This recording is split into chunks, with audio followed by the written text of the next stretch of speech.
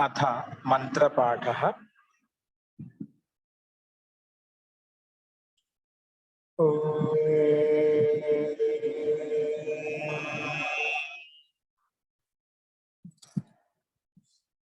सहनाववतु सहनौ भुनक्तु सह वीर्यं करवावहै तेजस्विनावधीतमस्तु मा विद्विषावहै। ओम शांति शांति शांति। సర్వేభ్యో నమః. అందరికీ నమస్కారం అండి. మనము అష్టాధ్యాయిలో 2వ అధ్యాయము 3వ పాదం చెప్పుకుంటున్నాము. ఆ 3వ పాదంలో విభక్తి ప్రకరణం చెప్పుకున్న తర్వాత అందులోనే మనము ఉభయ ప్రాప్తో కర్మనే కర్తృ కర్మణో కృతి కృతంత యోగంలో మనకు షష్ఠి విభక్తి వస్తుంది. ఉభయ ప్రాప్తో కర్మని కర్త కర్మలో 2 ఒకేసారి ప్రాప్తమైనప్పుడు అనభిహిత కర్మని ఏదైతే ఉందో అందులో మాత్రం షష్ఠి విభక్తి వస్తుంది. నా కర్తరీతి అని చెప్పి ఉభయ ప్రాప్తో కర్మని అనే సూత్రంలో చెప్పుకున్నాము. కాబట్టి పూర్వ సూత్రం ద్వారా మనకు కర్మలో కర్తలో కృదంత యోగం ఉన్నప్పుడు షష్ఠి భక్తి వస్తుందని చెప్పుకున్నాము. ఇక్కడ అదేవిధంగా ప్రాప్తం అవుతుంటే ఎక్కడైతే ఉభయో కర్తృ కర్మణో ప్రాప్తి యస్మిన్, ఉభయ అంటే కర్తకి కర్మకి ఒకేసారి ప్రాప్తి ఎక్కడైతే జరుగుతుందో అటువంటి కృదంత యోగంలో ఉన్నప్పుడు కూడా అనభిహితే కర్మణ్యేవ షష్ఠి భక్తి, అనభిహితం అంటే కర్మ అవుతుందో అందులో మాత్రం షష్ఠి భక్తి వస్తుంది అని చెప్పి చెప్పుకున్నాం. కర్తలు నా కర్తరీతి నియమ్యతే, కర్తలు రాదు అని చెప్పి నిన్న ప్రకరణంలో మనం చూసాము. అస్తు. సో అదే క్రమంలో నెక్స్ట్ 67 సూత్రము ఇప్పుడు చెప్పుకున్నామండి. నేను చెప్పిన పాఠంలో ఇంకా ఎవరికైనా ఏమైనా సందేహాలు చెప్పండి. అదేవిధంగా తస్యచ వర్తమానే అనే సూత్రము చెప్పుకున్నాము. వర్తమాన కాలంలో విహితమైనటువంటి క్తా ప్రత్యాంతం అయితే క్తా ప్రత్యాంత ప్రయోగంలో కూడా షష్ఠి విభక్తి వస్తుందని చెప్పుకున్నాము. రాజ్యాం మత, రాజ్యాం బుద్ధ, రాజ్యాం పూజిత అని చెప్పి నిన్న మనము ఇంతవరకు చూసామండి. అస్తు. సో ఇక్కడ చెప్పిన పాఠాన్ని ఎవరికైనా సందేహం ఉందా?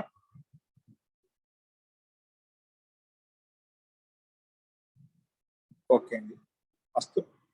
ప్రకృతం అనుశ్రామణ. నిన్న మనము 67వ సూత్రం వరకు మనం చూసాము. ఇది 2వ అధ్యాయం 3వ పాదంలో 68వ సూత్రం ఏమంటుందో చూడండి. అధికరణ వాచినశ్చ. ఏంటి? అధికరణ వాచినశ్చ. దాని యొక్క తాత్పర్యం చూడండి. అధికరణ వాచినశ్చ.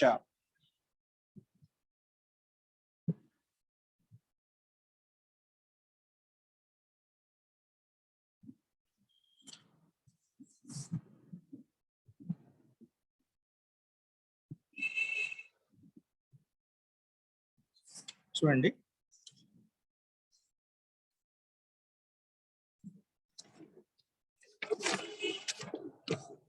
అధికరణ వాచినశ్చ ఏమంటుందంటే ముందు పదవి భాగం చెప్దాము. చూడండి, అధికరణ వాచినశ్చ మీకు స్లైడ్ మీద కనిపిస్తుంది.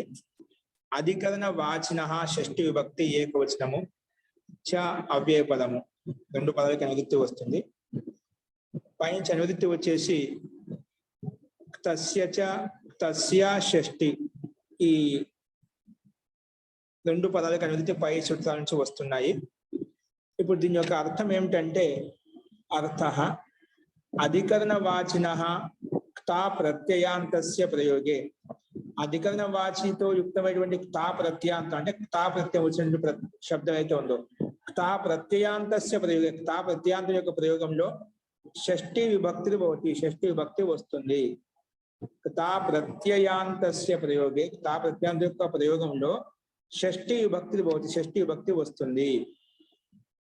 క్తోధికరణే ఇక్కడ ఎలా వచ్చిందంటే క్తా ప్రత్యయము తోది కథని అనే సూత్రం ప్రకారంగా 3, 4, 76 సూత్రం ప్రకారంగా ఇది అనేన ఇది ఇత్యనేన అధికరణే తో విహిత అంటే ఈ సూత్రం ప్రకారంగా ఏది 3, 4, 76 సూత్రం ప్రకారంగా ఇక్కడ తా ప్రత్యయం విహితమైందన్నమాట.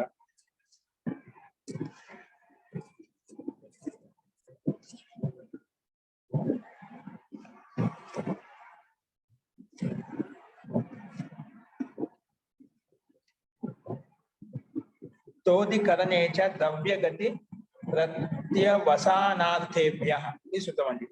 సంకేతం మాత్రం ఇవ్వబడింది అక్కడ తోదికరణే అని చెప్పి ఈ సూత్రం ప్రకారం ఇత్యనేన అధికరణే తో విహిత అంటే తోధికరణే చ ద్రవ్యగతి ప్రత్యవసానార్థేభ్య ఈ సూత్రం ప్రకారంగా మనకు ఇక్కడ తాపత్యం విహితమైందన్నమాట. ఓకే, సో ఈ సూత్రం ప్రకారంగా ఏమొచ్చింది తాపత్యం వచ్చి మనకు ఇక్కడ ఆ ప్రత్యాంత శబ్దం ఏదైతే ఉందో అది తీసుకోబడింది అన్నమాట. అందుకే అధికరణ వాచిన తాపత్యాంతస్య ప్రయోగే షష్ఠి భక్తి భవతి. అధికరణ వాచ్యార్థంలో తాపత్యం ఎక్కడి నుంచి వచ్చిందంటే ఈ సూత్రం తోదికరణే చ ద్రవ్యగతి ప్రత్యవసానార్థేభ్య ఈ సూత్రం ప్రకారంగా తాపత్యం వచ్చింది. ఎప్పుడైతే ఈ ప్రత్యయం వస్తుందో అక్కడ ఖచ్చితంగా షష్ఠి భక్తి వస్తుంది అని చెప్పి మనకు ఈ సూత్రం నిర్ధారించింది. కాబట్టి ఈ సూత్రం ప్రకారంగా ఉదాహరణ కూడా ఇవ్వబడింది. ఇదం ఏషాం యాతం, ఇదం ఏషాం యాతం, ఇదం ఏషాం భుక్తం, ఇదం ఏషాం శయితం, ఇదం ఏషాం శ్రిప్తం. శ్రిప్తంగా సుప్తం ఉండాలనుకుంటా ఇది. ఇదం ఏషాం శ్రిప్తం. ఓకే, శ్రిప్తం అంటే ఇక్కడ శ్రిప్తి గతం గత్యర్థంలో ధాతు ఉంది. ఓకే, ఇదం ఏషాం శ్రిప్తం అంటే ఇక్కడ ఇది నీకు యాతం అంటే వెళ్ళటానికి మార్గము. ఇదం ఏషాం భుక్తం ఇది తినటానికి స్థలము. ఇదం ఏషాం శైతం ఇది నిద్రపోవడానికి స్థలము. ఇదం ఏషాం శ్రిప్తం ఇది నువ్వు వెళ్ళడానికి స్థలము.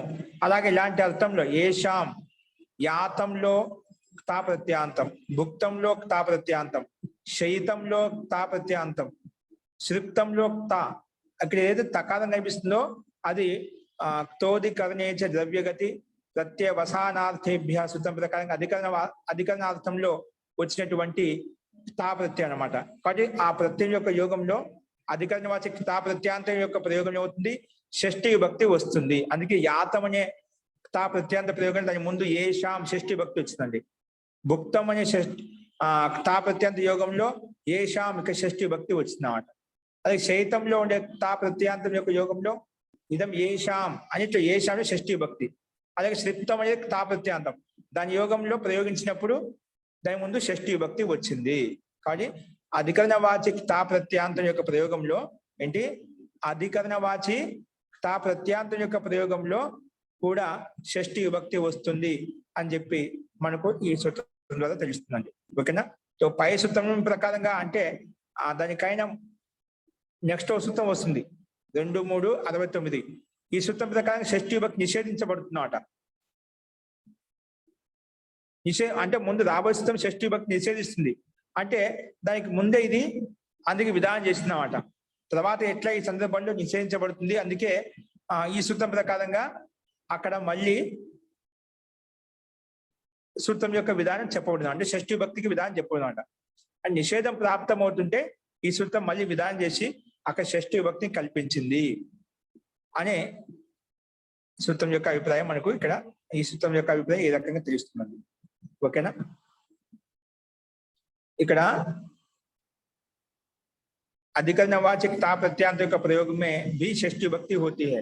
षष्ठी का निषेध प्राप्त होने पर सूत्र का विधान है. पक्का सूत्रम ना लोकाव्य निष्ठा कलर्थ त्रिनाम अने सूत्रम प्रकारंगा షష్ఠి భక్తి నిషేధించుకున్న తర్వాత అందుకే నిషేధం ఉంది కాబట్టి ముందు ఇక్కడ విధానం చేయబడింది ఈ సూత్రం ప్రకారంగా. అధికరణ వాచక తా ప్రత్యాంతం ఉన్నప్పుడు అక్కడ షష్ఠి భక్తి వస్తుంది అని విధానం చేసింది అన్నమాట. అందుకే ఇక్కడ మనకు యాతం, శ్రిప్తం, భుక్తం ఇవన్నీ తా ప్రత్యాంత శబ్దాల యొక్క యోగంలో ముందు షష్ఠి భక్తి మనకు కనిపిస్తుంది. ఏషాం అని ఈ శబ్దంతో ఈ ప్రత్యయంతో తయారైన శబ్దం అయితే ఉందో ఆ శబ్దాల యోగంలో షష్ఠి భక్తి వస్తుంది అది మనం గమనించాలి. అస్తు, ఇది దీని యొక్క తాత్పర్యం. ఇందులో సందేహం ఉందా?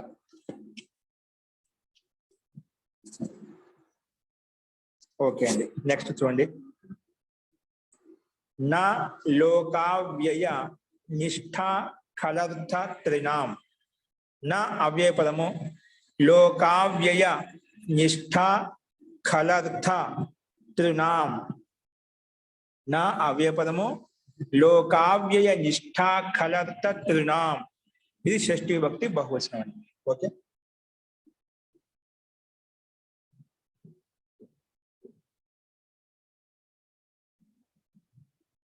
ఇదంతా ఒకే పదం, సమస్త పదం అనమాట. ఇదంతా ఒకే పదం అంటే సమస్త పదము. అదేంటో చూద్దాం. చూడండి, నా అవ్యయ పదము లోకావ్యయ నిష్ఠా ఖలర్థ త్రినాం అనేది ఇదంతా ఒకే పదంగా షష్ఠీ భక్తి బహువచనం తీసుకున్నాం. ఇప్పుడు దీన్ని సమాసం కదా, ఇంకా లోకావ్యయ నిష్ఠా ఖలర్థ త్రినాం అని ఒక పదం ఉంది కదా షష్ఠీ భక్తి బహువచనంలో. అందులో ఉండే పదాన్ని కొంచెం విడదీసి చెప్పుకుంటున్నాం ఇక్కడ. ఖలో అర్థ ఖలర్థ. ఖల్ ఒక శబ్ద ప్రత్యయ విశేషం అంట. అంటే ఖల్ యొక్క అర్థం ఎక్కడైతుందో అక్కడి నుంచి తీసుకోవాలన్నమాట. ఖలో అర్థ ఖలర్థ. ఖలర్థ ఏవ అర్థో ఏషాం. ఖల్ అర్థానికి సమానంగా అర్థం ఉంది ఏషాం శబ్దానం. ఏషాం ప్రత్యయం, ఏ ప్రత్యయాలకైతే వాటినే తే ఖలర్థాః, ఖలర్థ ప్రత్యయాః అంటామంట. ఇదేంటి బహువ్రీహి సమాసం. ఇప్పుడు అందులో ఒక్కొక్క పదాన్ని తీసుకుని చెప్తున్నాం. లశ్చ ఉశ్చ, లశ్చ ఉశ్చ ఉకశ్చ అవ్యయం చ నిష్ఠా చ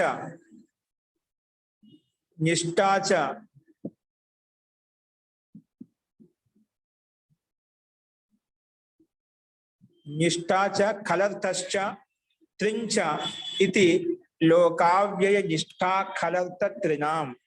లోకావ్యయ నిష్ఠా ఖలర్థ త్రినాం. ముందు త్రినః తేషాం త్రినాం అలా వస్తున్నాడు. తేషాం త్రినాం ఇతరేతర యోగ నదు సమాసం. అంటే ఇక్కడ లశ్చ ఉశ్చ ఉకశ్చ. లా ఊగలిస్తే లో అయిపోయింది. పక్కన ఊ లోకావ్యయ ఉంది కదండి, ఆ పదం ఇప్పుడు కూడా చెప్పారు చూడండి. ఇక్కడ నా అనే అవయ పదం భిన్నంగా ఉంది. లోకావ్యయ అంటే ఏమిటి, దాన్ని విడగొచ్చుకుంటే లశ్చ పుశ్చ తర్వాత ఉకశ్చ ఈ రకం విడగొట్టినమాట. అంటే లాకి లశ్చలో ఉండే లకారం, ఉశ్చలో ఉండే ఉకారం, ఈ రెండింటి మధ్య గుణసంధి చేస్తే ఓ అయిపోయింది, లోక అయిపోయింది, లో అయిపోయింది. తర్వాత ఉక పక్కన ఊ ఉంది కదా, లశ్చ ఉశ్చ అంటాం కదా, లా పక్కన ఊ అంటే లో అయిపోతుంది అన్నమాట. లో అయిపోయిన తర్వాత ఉకశ్చ పక్కన ఉక కూడా ఉందన్నమాట. అందుకే లశ్చ ఉశ్చ ఉకశ్చ తర్వాత అవ్యయం చ క్రమంగా ఉన్నాయి. అవ్యయం చ నిష్ఠా చ ఖలర్థశ్చ ఇది లోకావ్య నిష్ఠా ఖలర్థ త్రినః. తేషాం లోకావ్య నిష్ఠా ఖలర్థ త్రినాం. ఇది ఇతరేతర యోగ ద్వంద్వ సమాసం అని చెప్పి ఈ రకంగా మనం విడగొట్టుకున్నాము. ఇలా విడగొట్టుకున్న తర్వాత పైనుంచి అనువృత్తి ఏమొస్తుంది, కేవలం షష్ఠి అనే పదానికి అనువృత్తి వస్తుంది. ఓన్లీ షష్ఠి అనే పదానికి అనువృత్తి తీసుకుంటాం. ఇప్పుడు దీని యొక్క అర్థం ఏంటి చూద్దాం. లా ఉ ఉక, లకారము ఉకారము ఉక, అవ్యయ్ నిష్ఠా ఖలర్థ త్రిన్ ఇది ఏతేషాం యోగే. అంటే ఈ శబ్దాల యొక్క యోగంలో ఇది ఏతేషాం యోగే, ఇది ఏతేషాం యోగే,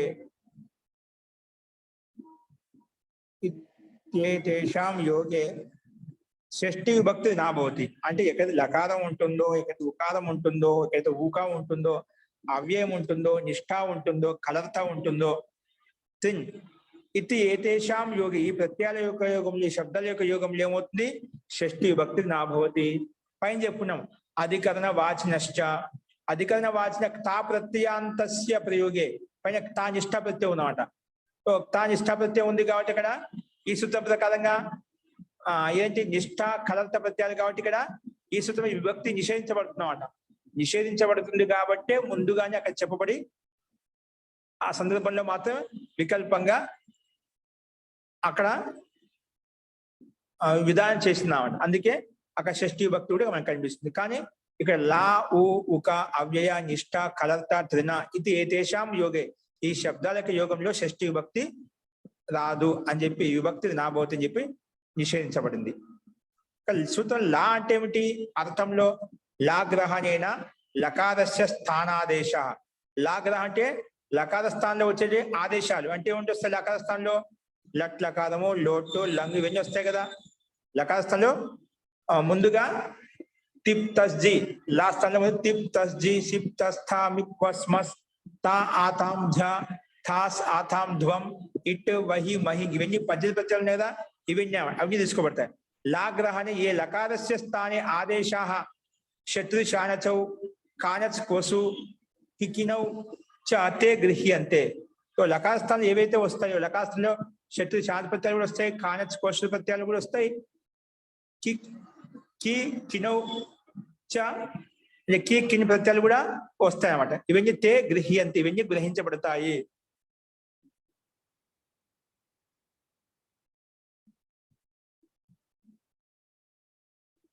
కాబట్టి లకార యోగంలో లా అంటే సూత్రంలో ఉండేటువంటి లా చేత ఇవన్నీ గ్రహించబడతాయి, అది అర్థం చేసుకోవాలి. ఓకే, లా అయితే లకారస్య స్థానే ఆదేశాః శత్రు శానచౌ కానచు కొసు కికినౌ చ తే గృహ్యంతే, ఇవన్నీ గ్రహించబడతాయని చెప్పి మనకు ఈ సూత్రం చదవాలి తెలుస్తుంది. కాబట్టి లా ఉ ఉక అవ్యయ నిష్ఠ కలర్త త్రిన్ ఇది ఏతేషాం యోగే, ఈ శబ్దాల యొక్క యోగంలో షష్ఠి విభక్తి నాభవతి, షష్ఠి భక్తి రాదు అని చెప్పి నిషేధించబడింది.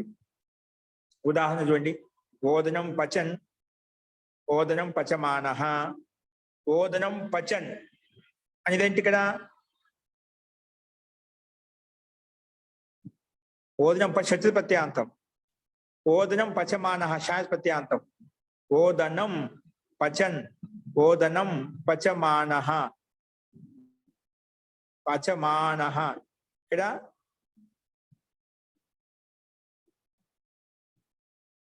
శత్రు శాస్త్రత్యం రెండు ఉపయోగించబడ్డాయి. పచన్ అంటే శత్రు ప్రత్యయం, షానచ్ మానహ అనేది శాస్త్రత్యం అంట. అంటే ఓదనం పచన్, ఓదనం పచమానః, ఓదనం పచన్ లేదా ఓదనం పచమానః, ఓదనం పేచానః. కానచ్ ప్రత్యయానికి ఉదాహరణ ఏంటి? కానచ్ ప్రత్యయం వచ్చినప్పుడు ఓదనం పేచానః. కొసు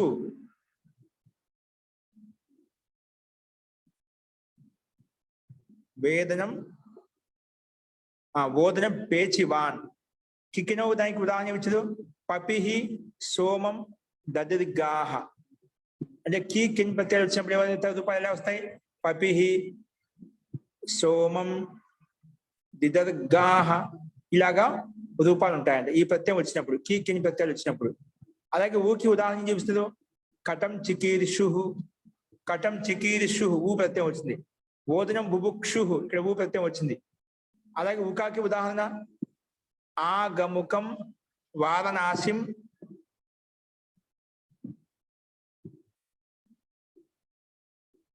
ఆగముఖం వారణాసిం రక్ష ఆహ. ఆగముఖం, ఆగముఖం ముఖ కనిపిస్తుందండి. ఆగముఖం ముఖ వారణాసి రక్ష ఆహు, వారణాసి రక్ష ఆహు. ఈ ఉక ప్రత్యయానికి ఉదాహరణ చూపించారు.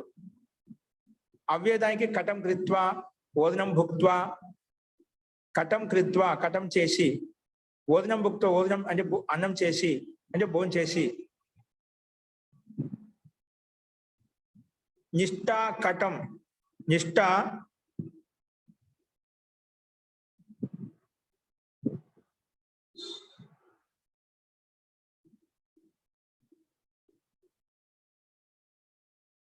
ఓకే.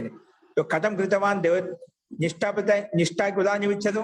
కథం కృతవాన్ దేవదత్తేన అంటే కథం చేశాడు, దేవత ద్వారా చేయబడింది. దేవదత్తేన కృతం, దేవత ద్వారా చేయబడింది. ఇవన్నీ రెండు ఒకటి నిష్ఠాపత్యాలు వచ్చాయి. దానికి ఉదాహరణ చూసాం. కథం దేవ కృతవాన్, కృతవాన్ యొక్క నిష్ఠాపత్యం. దేవతే కృతం, కృతం నిష్ఠాపత్యాంతం అంట. కలర్త అంటే ఏంటి? ఈషత్ కరః కటో భవత, ఈషత్ పానః సోమో భవత. ఈషత్ కరః కటో భవత అంటే ఈషత్ కొంచెం కటం ఏదైతే ఉందో ఈషత్ కరః కటో భవత, ఈషత్ పానః సోమో భవత. ఈ రకంగా రెండు కలర్తానికి రెండు ఉదాహరణ ఇచ్చామట. त्रिनंకి सोमं पवमानः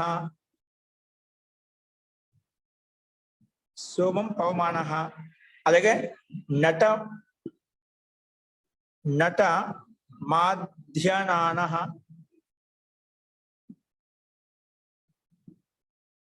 నట మాధ్యానానః అధీయన్ పరాయణం నెక్స్ట్ ద అధీయన్ పరాయణం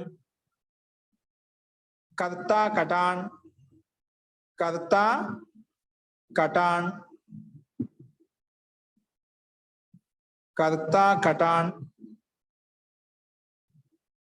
वदिता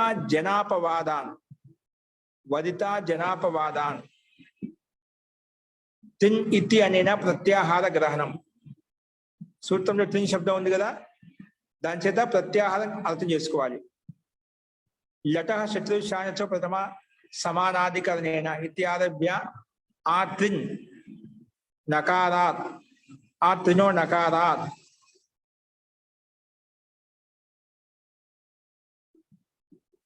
ఇక్కడ అన్నిటిలో ఏంటంటే ముఖ్యంగా చెప్పాల్సిన విషయం ఏంటంటే ఇక్కడ లా ఊ ఉక అవ్యయ నిష్ఠ కలర్త త్రిన్ ఇది ఏతేషాం యోగి ఈ శబ్దాల యొక్క యోగంలో ప్రత్యయాల యొక్క యోగంలో షష్ఠి విభక్తి నాభవతి అని చెప్పండి అందుకే ఇక్కడ చూడండి అన్నిటిలో మనకు షష్ఠి విభక్తి ఎక్కడ కనిపిస్తుంది కటం చికీర్షు ఓదనం పేచివాన్ ఓదనం పచన్ ఓదనం పచమానః ఓదనం పేచానః ఓదనం పేచివాన్ పపిః సోమం దదిర్గాః కటం చికీర్షు ఓదనం చికీర్షు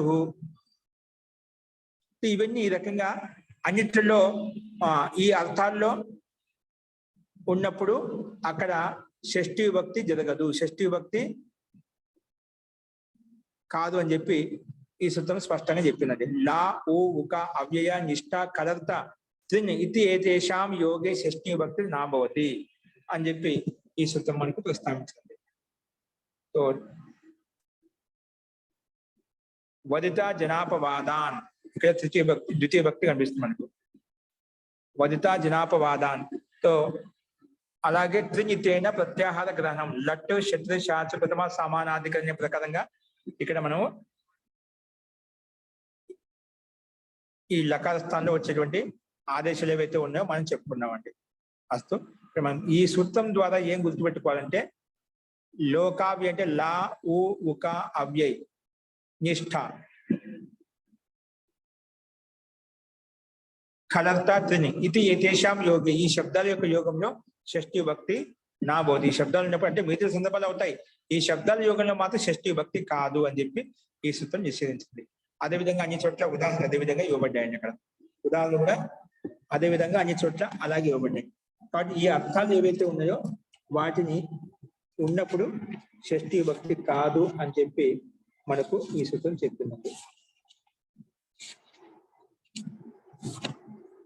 ఆచార్య చికీర్షు బుభుక్షు అవి సనంత ధాతులు కదండి ఏంటండి చికీర్షు బుభుక్షు సనంత ధాతులు కదా సనంత ధాతులు అండి అంటే అప్పుడు కూడా షష్ఠి లేకుండా ఏంటండి అంటే అప్పుడు ద్వితీయ విభక్తి వస్తుంది షష్ఠి విభక్తి రాకుండా సామాన్య ద్వితీయ భక్తి ప్రాప్తి ఏది ప్రాప్తం అదే వస్తుంది అన్నమాట షష్ఠి భక్తి రాదు ద్వితీయాది భక్తులు వస్తాయన్నమాట ఇక్కడ సందర్భాన్ని బట్టి ఏది ఎక్కడికి కావాలో ఈ అర్థాల్లో మనకు ద్వితీయ భక్తి వస్తుంది షష్ఠి భక్తి నిషేధించి ఈ అర్థాలు షష్ఠి భక్తి రాదు సామాన్యంగా యథాప్రాప్తమైనటువంటి ద్వితీయాది భక్తులు ఏవైతే ఉన్నాయో అవే వస్తాయన్నమాట అన్నింటిలో మనకు ద్వితీయ భక్తి వస్తుంది ఓదనం పేచివాన్ ఓదనం బుభుక్షు ఈ రకంగా మనకు అన్ని కూడా ద్వితీయ భక్తిలో కనిపిస్తున్నాయండి ఓకేనా ఈ సూత్రం యొక్క ముఖ్య అభిప్రాయం అంటే పైనుంచి షష్ఠి భక్తి ప్రాప్తమవుతుంటే ఈ సూత్రం విశేషంగా ఈ శబ్దాలు ఉన్నప్పుడు మాత్రము షష్ఠి భక్తి రాదు అని చెప్పి నిశ్చయంగా ఇక్కడ నిర్ధారించుకున్నామట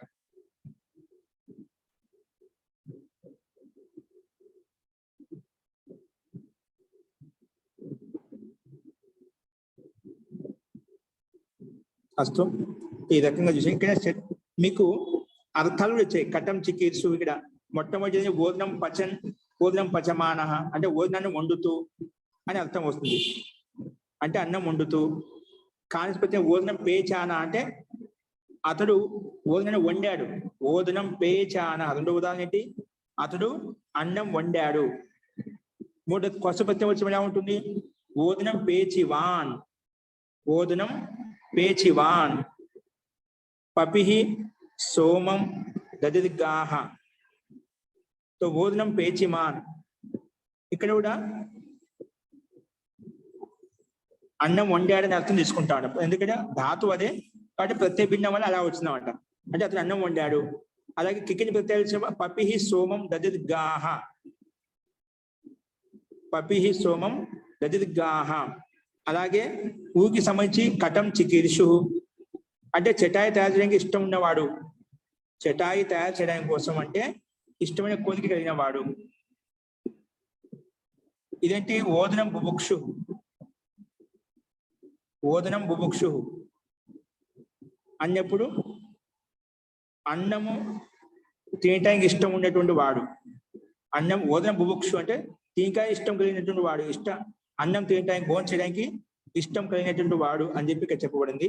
ఉదాహరణ యొక్క మీనింగ్ ఆగాముఖం వారణాసి రక్ష ఆహుహ అంటే రాక్షసులు ముక్తి నుండి అంటే రాక్షసు వ్యక్తి కూడా ముక్తికి ఇష్టంతో వారణాసి వైపు రావడం కోసం ఇష్టపడుతున్నమాట. అంటే రాక్షసులు కూడా ముక్తిని పొందడం కోసం వారణాసి అంటే కాశీ వైపు వెళ్ళడానికి ఇష్టపడుతున్నమాట. రాక్షసులు కూడా ముక్తి కలగాలంటే వారణాసి వైపు వెళ్తేనే ముక్తి కలుగుతుంది అని చెప్పి నిశ్చయించి ఇక్కడ ఇటువైపు వచ్చేస్తున్నామట. అంటే అప్పట్లో ఈ ఉదాహరణ ఇవ్వబడిందంటే అప్పుడు ఎంత ప్రసిద్ధత ఉండేదో చూడండి. అంటే ముక్తి కావాలంటే వారణాసికి వచ్చేవాళ్ళంటే అంటే అంతమంది గురువుల యొక్క సంపర్కం. అందుకే కాశీ నగర్ అనేది విద్య యొక్క క్షేత్రం అండి. గురువుల యొక్క స్థానం, సాధకుల యొక్క స్థానం. అక్కడ కాశీ అంటే గంగా నది ఒడ్డున కూర్చొని చాలా మంది సాధకులు తపస్సు చేసేవాళ్ళు. చాలా మంది గురువులు ఉండేవాళ్ళు. ఇప్పుడు దాని యొక్క రూపురేఖ మొత్తం మారిపోయింది, కానీ ఒకప్పుడు అలా ఉండేదన్నమాట. అలాగా ఉండేదన్నమాట. అందుకే కాశీ విద్యానగరి అంటామట. ఇక్కడ కూడా అదే విధంగా ఉదాహరణ చెప్పమండి. కాబట్టి అంటే ముక్తి అంటే ముక్తిని పొందాలని చెప్పి రాక్షసులు కూడా అటువైపు వచ్చేవాళ్ళు. అంటే దాని పట్ల ఎంత గౌరవం ఉండేది, ఎంత శ్రద్ధ ఉండేది, ఎంత నమ్మకం ఉండేదో అది మనకు తెలుస్తుందన్నమాట. రాక్షసులు కూడా ముక్తి కోసము వారణాసి వైపు వచ్చి వాళ్ళు ప్రయత్నం చేసేవాళ్ళు అని అప్పట్లో ఉండే మనకు పెద్దలు చాలా మంది చెప్పేవారు అనమాట. ఇలా వచ్చేవాళ్ళు రాక్షసులు కూడా వచ్చేది ముక్తి కోసము. అంటే శిష్ట వ్యక్తులే కాకుండా రాక్షసులు వస్తున్నాయంటే అది ఆశ్చర్యకరమైన విషయం అన్నమాట. అలాగా రాక్షసులు వచ్చి ముక్తి కోసం ప్రయత్నం చేసేవాళ్ళు. అలాంటి భావన, అలాంటి తాత్పర్యం ఇక్కడ ఈ ఉదాహరణకి ఇచ్చారండి. సామాన్యంగా తర్వాత కటం కృత్వ అంటే ఇక్కడ కృత్వాప్రత్యయం, త్వాప్రత్యయం గురించి ఇవ్వబడింది. అంటే చటాయి చేసి, భోజనం భుక్త్వ అన్నము తిని, కథం కృతమాన్ చటాయి చేశాడు, దేవతనే కృతం దేవతుడి ద్వారా చేయబడింది. కలత ప్రత్యయాలకు ఉదాహరణ చెప్పి ఈషత్ కదవ కటో భవత అంటే ఆప్కో చటాయి బనానా చాలా సరళంగా ఉంది. ఈషత్ కద కటో భవత అంటే చాలా కొంచెం ప్రారంభించి వదిలేశామన్నమాట.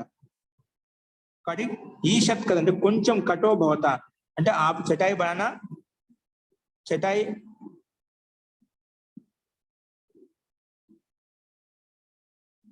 అని చటాయిని తయారు చేయడం చాలా సరళమైన తేలికమైంది. అంటే ఈషత్ కదా కటో భవత ఆప్కో చటాయి అనేది అంటే చటాయి అంటే మనకు చాప ఏవైతే ఉన్నాయో అవి తయారు చేయడం చాలా సరళంగా ఉంటుందంట. అలాగే ఈషత్ పాన సోమభవత ఆపిత సోమపాన్ తాగడం చాలా ఆసానంగా ఉంటుంది. చాలా నువ్వు సోమపాన్ తాగడం చాలా చేదుగా ఒక ఔషధయుక్తంగా ఉంటుందండి. కానీ అటువంటి వ్యక్తులు సోమరసాన్ని అవలీగా తాగేస్తుంటారంట. అంటే ఒక అమృతంతో సమానమైనటువంటి. అందుకే ఈషత్ పాన సోమో భవత అంటే నీ ద్వారా సోమం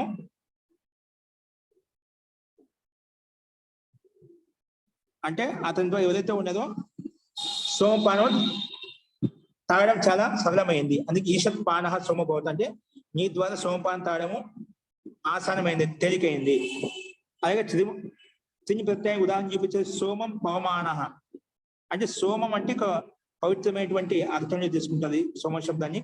सोमम पवमान అంటే सोम को पवित्र करते हुए అంటే सोम ఒక देवता विशेषमु आ सोमम पवमानः सोम को पवित्र करते हुए नटम नटमाज्ञानः नट को मारता हुआ అంటే నటాన్ని చంపుతూ నటం ఆజ్ఞానః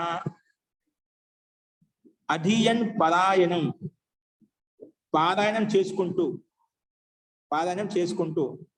అలాగే కర్తా కటాన్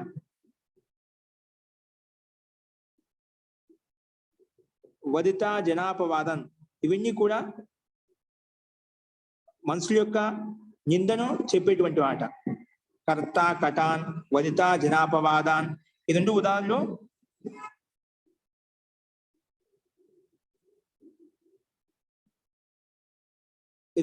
ఏవైతే ఉన్నాయి కర్తా కటాన్ వదిత జనాపవాదాన్ ఈ రెండు కూడా నిందార్థులు చెప్పబడ్డాయి అని ఇక్కడ చెప్పబడింది. సో పక్కన కింద ఈ శబ్దాలు ఎలా తయారవుతాయి అనేది కూడా మనకు ఇక్కడ చెప్పబడిందండి.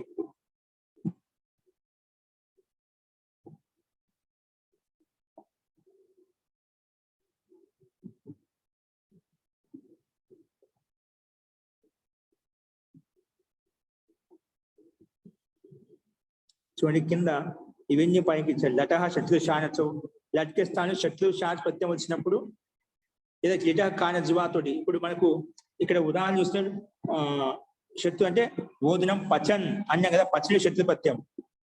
ఓదునం పచమానః పచమాన శాంతి ప్రత్యయం అంట. ఇవి ఎలా వచ్చాయి? లటహ శత్రు శానచో ప్రథమ సమానాధికరణ అనే సూత్రం ప్రకారంగా లట స్థానంలో శత్రు ప్రత్యయం వచ్చినప్పుడు పచను శబ్దం వచ్చింది, శాంతి ప్రత్యయం వచ్చినప్పుడు పచమానః శబ్దం తయారైంది అన్నమాట. అలాగే ఓదనం కానిస్ ప్రత్యయం ఉదాహరణ చూపిస్తున్నాడు. కానిస్కి ఓదనం పేచానః ఎలా వచ్చింది కానిస్ ప్రత్యయము? లిటహ కానజ్వ అనే సూత్రం ప్రకారంగా లిట్ల కాలంలో లిట్ల కాలకు స్థానం కానిస్ ప్రత్యయం వచ్చింది అన్నమాట. కానిస్ ప్రత్యయం వచ్చిన తర్వాత క్వసుశ్చ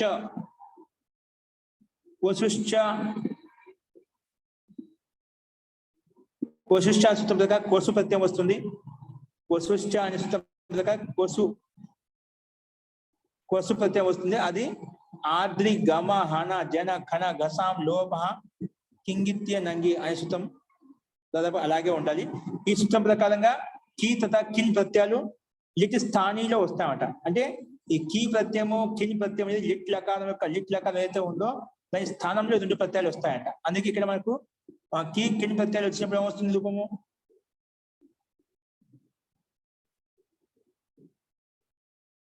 రూపాలు మనకు క్రమంగా ఇక్కడ పపిహి సోమం దదిర్గాహ అని చెప్పి రెండు ఉదాహరణ ఇచ్చాయండి. ఓకేనా? కొసు ప్రత్యయం వచ్చినప్పుడు ఓదినం పేచి వాన్ వచ్చింది. కికిని ప్రత్యయాలు వచ్చినప్పుడు పపిహి సోమం దదిర్గాహ ఈ రెండు ఉదాహరణలు దీని ద్వారా చెప్పబడ్డాయి, దీని ద్వారా తయారు చేయబడ్డాయి. అంటే అద్రి గమ హన అనే సూత్రం ప్రకారంగా కిని ప్రత్యయాలు రెండు కూడా లిట్ స్థానంలో వచ్చాయన్నమాట. అతః ఏ సబ్ లాదేశ్ ఓనేసే ఇవన్నీ కూడా లకార స్థానంలో వచ్చిన ఆదేశాలు కాబట్టి ఇవన్నీ లకారం చెప్పడం కోసం వచ్చాయని కూడా చెప్పబోదు అనమాట. ఇవన్నీ కూడా ఏంటి? లకారం అంటే లట్ స్థానంలో లిట్ స్థానంలో అంటారా, ఇవన్నీ లకార స్థానంలో వచ్చే ఆదేశాలు అన్నమాట. లకార స్థానంలో వచ్చేటువంటి ఆదేశాలు కాబట్టి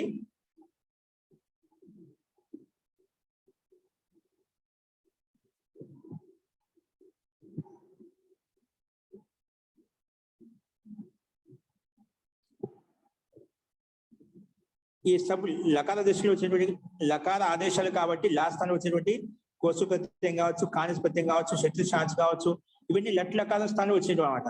అందుకే ఇవన్నీ లాదేశం అయినప్పటికీ కూడా లకారం చెప్పడం కోసం వచ్చాయన్నమాట. అందుకే పేచివాన్ ఇత్యాదిలో కూడా సిద్ధి మనం అక్కడ ముందు చెప్పుకోవచ్చాం కొన్ని చోట్ల. అవి ఎక్కడో మనకు ఆ సంఖ్య ద్వారా ఇక్కడ సంఖ్య వేయబడింది, ఆ సంఖ్య ప్రకారం మనం తెలుసుకోవచ్చు అన్నమాట.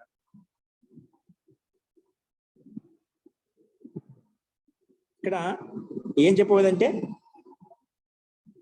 यहाँ तो यही दिखाना है कि कर्म में ఓదనం ఆది में जो షష్ఠి ప్రాప్తి वहां नहीं हुई.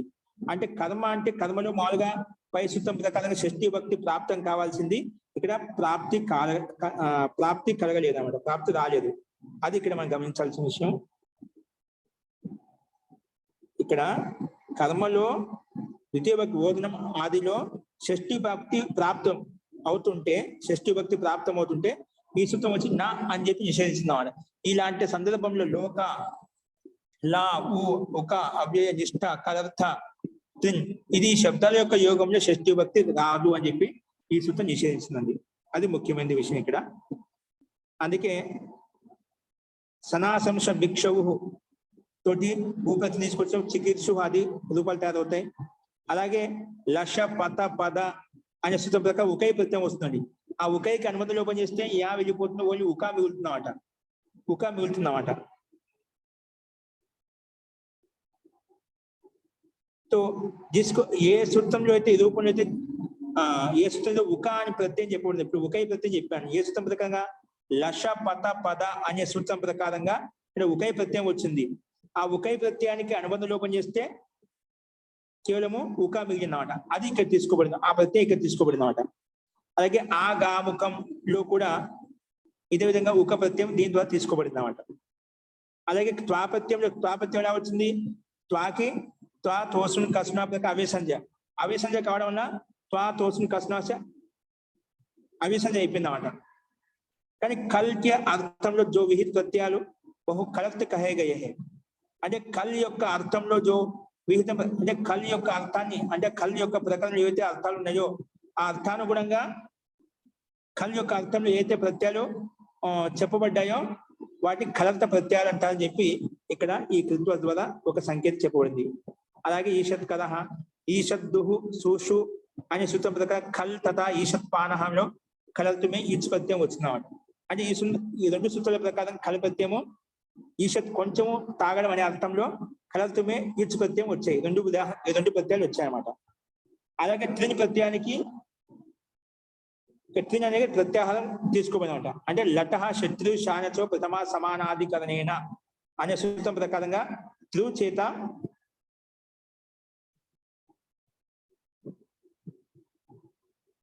త్రిని అనే సూత్రం ప్రకారం నకార పర్యంతం ఏదైతే ఉందో అక్కడి వరకు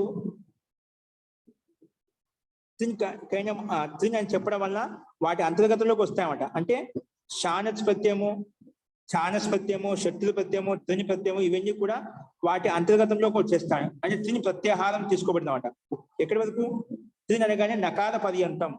అందుకే త్రిని कहने उसके अंतर्गत जो शानच शानन చానస్ శత్రు త్రిన్ వీటికి కూడా గ్రహణం అవుతుంది. అంటే ఇవి కూడా గ్రహించబడతాయి అని చెప్పి ఈ సూత్రం ద్వారా మనకు తెలుస్తుంది.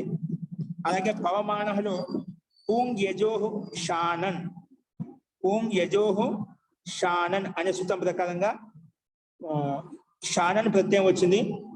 అలాగే ఆజ్ఞాన లో కూడా ఆంగ్ పూర్వకు అంధాతు చేత కూడా తాచిల్య వయో అనే సూత్రం ప్రకారంగా ఛానస్ ప్రత్యయం వచ్చింది. ఇక్కడ ఏమొచ్చింది? ఛానస్ ప్రత్యయం వచ్చింది. ఏ దాంతో? ఆంగు పూర్వకమైన హంధాతు చేత తాచిల్య అనే సూత్రం ప్రకారంగా ఛానస్ ప్రత్యయం వచ్చింది. అలాగే అధియన్ మే ఇంగ్ ధార్యో శత్రు త్రిత్రోహు అనే సూత్రం ప్రకారంగా శత్రు ప్రత్యయము తథా కర్తల త్రిన్ ప్రత్యయం రెండు వచ్చాయన్నమాట. ఇంగ్ ధార్య శత్రు శానచో ప్రతిపాదంగా శానచో ఈ సూత్రం ప్రకారంగా శత్రు ప్రత్యయము తథా అలాగే కర్తలో త్రిని ప్రత్యయము ఈ రెండు ప్రత్యయాలు వచ్చాయన్నమాట. ఇవన్నీ కూడా త్రిని ప్రత్యాహార గ్రహణంలోకి వస్తూ ఉంటే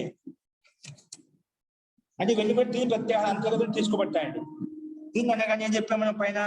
నకార పర్యంతం. త్రిని నుంచి మొదలుకొని నకార పర్యంతం ఏవైతే ఉన్నాయో అవన్నీ కూడా త్రిన్ ప్రత్యయం యొక్క అంతర్గతంలో తీసుకోబడతాయి అని చెప్పి ఈ సూత్రం చెప్పింది. ఇది రకంగా వీటి యొక్క సిద్ధులు అనేటివి వాటి యొక్క సూత్రాల యొక్క విస్తృతంగా రూపసిద్ధి చేసినప్పుడు అక్కడ చెప్పబడ్డాయి అని చెప్పి ఇక్కడ తత్ సూత్రమే దేఖే అంటే అక్కడెక్కడ సూత్రాలు ఎక్కడైతే ఉదాహరణ వచ్చాయో అవన్నీ ముందు చెప్పుకుంటూ వచ్చాము. అక్కడ ఒకసారి గమనించండి అని ఈ సూత్రం ద్వారా చెప్పబడుతుందండి. ఊ ప్లస్ ఉకాలో అకహ సమాన దీర్ఘ ఏకా తీసుకుంటే ఊక అయిపోయింది. అక్కడ ఊ ప్లస్ ఊక అయిపోయింది. అలాగే ఆద్గుణ గుణ ఏకాదశి చేసినప్పుడు లోక అయిపోయింది. నా లోకావ్యయ నిష్ఠా ఉంది కదా. లోకాలో లా ప్లస్ ఉక ఊ ప్లస్ ఉకాలో అకా సమాజం చేస్తే ఊక అయిపోయింది. పక్కన ఆద్గుణ ప్రకారంగా గుణం చేస్తే ఏమైపోయింది, లోక అయిపోయింది అన్నమాట. అందుకే ఈ సూత్రం ప్రకారంగా నా లోకావ్యయ నిష్ఠ కలత త్రినాం అంటే లోకం అంటే లకారము, అలాగే ఉకారము, ఉక్ ఏదైతే ఉన్నాయో ఇవన్నీ కూడా, అలాగే నిష్ఠ కలత ఇవన్నీ ఏవైతే ఉన్నాయో వీటి యొక్క యోగంలో షష్ఠి విభక్తి కాదు అని చెప్పి నిషేధించబడింది. అందుకే ఎక్కడో షష్ఠి విభక్తి చేయదు. ఇక్కడ సామాన్యంగా ఉదాహరణ దాని యొక్క అర్థం ఏంటో మనం చెప్పుకున్నామట. మొత్తానికి గమనించాల్సిన విషయం ఏంటంటే ఇక్కడ ఏవైతే ఉదాహరణలు ఇవ్వబడ్డాయో అవన్నీ కూడా ఇక్కడ ఈ అర్థాల్లో మాత్రమే షష్ఠి విభక్తి రాదు అనేది ఒకటి గుర్తుపెట్టుకోవాలి. అవి ఏంటి అనేది మనం నిదానంగా అభ్యాసం చేస్తూ ఉంటే వీటి ఉదాహరణలు ఎక్కడెక్కడ వచ్చాయి, ఏ విధంగా వచ్చాయి అనేది కూడా మనకు తెలుస్తుంది. ఈ రకంగా మనం ఇవన్నీ ఈ ఇందులో వచ్చిన శబ్దాలు ద్వితీయ భక్తి క్రియాపదాలు ఏవైతే ఉన్నాయో అవన్నీ ఎలా వచ్చాయి, ఏ విధంగా వచ్చాయని చెప్పి ఇక్కడ కొంచెం విస్తృతంగా భూమిక రూపంలో ఇవ్వబడ్డాయండి. ఓకేనా, అది మనం చూసుకుంటే మీకు అర్థమవుతుంది. ఇందులో ఏదైనా సందేహం చెప్పండి. ఇదేంటో చాలా పెద్దగా ఉంది. నా లోకావ్య నిష్ఠ కలర్థార్థన ఇవన్నీ లో ఉక ఇవన్నీ ప్రత్యాంత శబ్దాలండి. వీటి యొక్క యోగం ఉన్నప్పుడు అక్కడ షష్ఠి విభక్తి రాదు అని చెప్పడం కోసం, పైనుంచి షష్ఠి విభక్తి ప్రాప్తం అవుతుంటే షష్ఠి విభక్తి రాదు అని చెప్పడం కోసమే ఈ సూత్రం యొక్క రచన జరిగిందనమాట. కాబట్టి లకారము, ఉకారము, ఉక మరియు అవ్యయ, నిష్ఠ, కలర్త, త్రిన్ వీటి యొక్క ప్రయోగంలో షష్ఠి విభక్తి రాదు. అంటే లా కాలంలో వచ్చిన ఆదేశాలు ఏవైతే ఉన్నాయో శత్రు, శానత్సు, కానత్సు, పశు, కిం, కిన్ ఇందులో గ్రహించబడతాయి. ఇవన్నీ కూడా లకారంలో గ్రహించబడతాయి. అందుకే కర్తృ కర్మణో కృతి అనే సూత్రం ప్రకారంగా మనం ముందు చెప్పుకున్నాం. కర్తాలో మరియు కర్మలో షష్ఠి ప్రాప్తమైనప్పుడు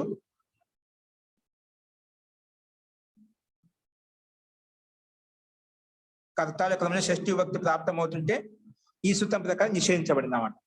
కర్తా కర్మలో కృతంత యోగ షష్ఠి విభక్తి కర్తా కర్మ షష్ఠి ప్రాప్తం అవుతుంటే ఈ సూత్రం మనకు నా లోకావ్య నిష్ఠ కలర్త త్రినాం అనే సూత్రం ప్రకారంగా అది నిషేధించబడింది. అది మన ఇక్కడ గమనించబడింది. అస్తు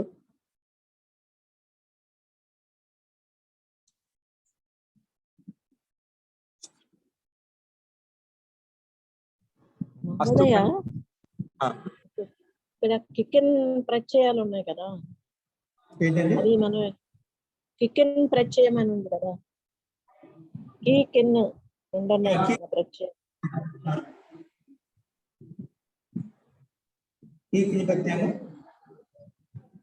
కికెన్ ప్రత్యయాలు ఉన్నాయి కదా, ఉదాహరణలు ఇచ్చారు. పపిహి, పపిహి సోమం దదర్గాహ, అవి అవి ఎక్కడ ప్రయోగిస్తారండి? అవి ఇక్కడ మనకు పపిహి ఇవన్నీ మనకు ప్రయోగం. ఇప్పుడు పపిహి సోమం దదర్గాహ వాక్యంలో ప్రయోగిస్తాం. ప్రత్యయ శబ్దంలో వాక్య ప్రయోగంలో మనం ఉపయోగించుకుంటాం. ఇక్కడ మామూలుగా మనకి ఏం చెప్పారు, ఈ సూత్రం ఎక్కడి నుంచి వచ్చే ముందు లిట్ స్థానంలో వచ్చామట. అంటే లిట్ స్థానంలో వచ్చినప్పుడు పపిహి అనేది లిట్ లకారంలో మనం ప్రయోగించాం. ఎందుకు లకార స్థానంలో వచ్చాయి కదా, లిట్ లకార ప్రయోగంలో వచ్చినప్పుడు అంటే లిట్ లకారాన్ని ఉపయోగిస్తాం అనేవి పపిహి అని చెప్పి. ఇక్కడ మార్పు జరిగిపోయి ఇలా వచ్చిందన్నమాట. ఇక్కడ మార్పు జరిగి ఇలా వచ్చిందన్నమాట. ఎక్కడి నుంచి? ఇక్కడ లిట్ స్థానంలోనే లిట్ లకార యొక్క స్థానంలోనే ఈ శబ్దం తెచ్చుకున్నామట, ఈ ప్రత్యయం తెచ్చుకున్నామట. లిట్ స్థానంలో వస్తుంది, లిట్ స్థానంలో వస్తుంది. అది గమనించాలి. 3-2-171 ఇచ్చాడు. 3-2-172.